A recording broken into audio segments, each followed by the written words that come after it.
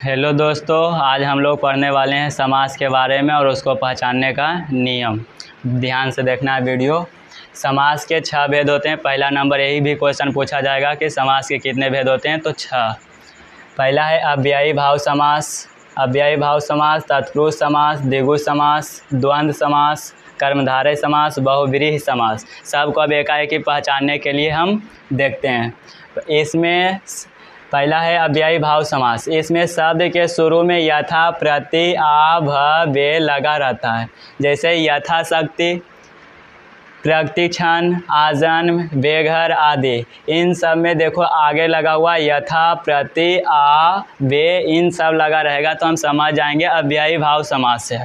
अगला है अपवाद में थोड़ा सा ये भी याद रखना है, अपवाद में ये भी थोड़ा सा याद रखना है कि घर घर, रातों रात, अगर एक ही शब्द को दोबारा दोहराया जाए तो समझ जाएंगे अव्ययी भाव समास से। दूसरा है तत्पुरुष समास। इसमें कारक के विभक्ति चिन्ह, कारक के विभक्ति चिन्ह जैसे कि हम लोग याद किए होंगे पहले, कर्ता ने कर्म को करण से, यही वाला है जो को, से, के लिए, से, का, के, की, में या पर लोप हो जाता है। लोप का मतलब उसमें से हट जाता है।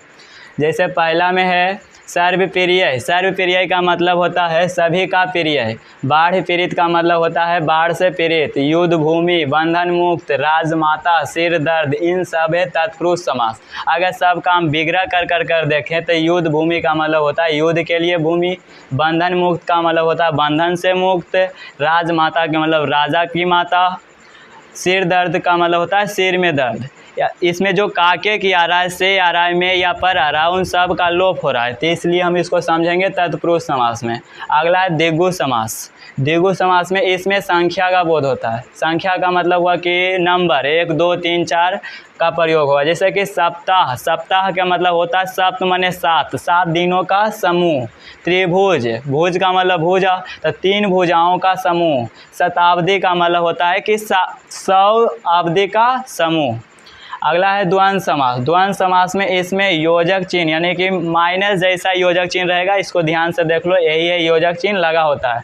जैसे माता पिता, दाल रोटी, तो इन दोनों के बीच में जो योजक चिन्ह है तो हम योजक चिन्ह जैसे ही लगा रहेगा हम समझ जाएंगे द्वंद्व समास। दाल रोटी के बीच में देखो ये योजक चिन्ह है, ये लगा रहेगा तो हम समझेंगे द्वंद्व समास। अगला है कर्मधारय समास। कर्मधारय समास में होता है कुछ कि इसमें विशेषता बताता है। विशेषता के मतलब हुआ कि हम कैसा आदमी है, जो महान है, चोर हैं, डाकू हैं, ऐसा ऐसा विशेषता बताएगा। जैसे महापुरुष, महापुरुष के मतलब होता है महान पुरुष, पुरुष है लेकिन कैसा है, महान है। कमल नयन, कमल नयन का मतलब हुआ, नयन का मतलब होता है आँख, नयन का मतलब होता है आँख, और आँख कैसा है तो कमल के जैसा, तो उसका विशेषता बता रहा है कमल के जैसा, तो ये हो जाएगा कर्मधारय समास। अगला है बहुव्रीहि समास। बहुव्रीहि समास में इसमें भगवान का नाम होता है। भगवान के नाम का मतलब हुआ जैसे कि नीलकंठ, नीलकंठ हम किसको बोलते हैं, शंकर जी को। हंसवाणी, हंसवाणी किसको बोलते हैं, तो सरस्वती माता को। तो इसी तरह है नीलकंठ, हंसवाणी, इन सब है जो भगवान का, जैसे दशानंद, गजानंद, इस सब भगवान का नाम लिया जा रहा है, तो हम समझ जाएंगे बहुव्रीहि समास। ऐसे वीडियो देखने के लिए